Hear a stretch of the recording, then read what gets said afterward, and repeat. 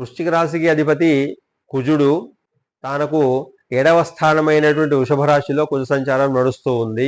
దానివల్ల కుజుడు నైసర్గికంగా 1వ స్థానానికి 6వ స్థానానికి అంటే మేషరాశికి అధిపతి కాబట్టి నైసర్గికంగా శుభుడైనా కానీ 7వ స్థానంలో ఉండడం వల్ల మిత్రుల లేదా శత్రువుల ఈ ఇద్దరి వల్ల కూడా వీళ్ళకు ఇబ్బంది కలిగేటువంటి అవకాశం ఉంటుంది. అంటే మిత్రులుగా వ్యవహరించే వాళ్ళు కూడా మోసం చేయడానికి అవకాశం ఉంటుంది.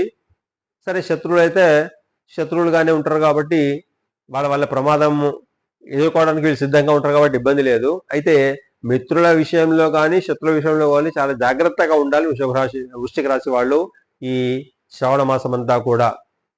తర్వాత ధనస్థానాధిపతి పంచమ స్థానాధిపతి గురువుతో కలిసి ఉండడం వల్ల ఒక రకంగా ఇంతకుముందు చెప్పినటువంటి ప్రతికూల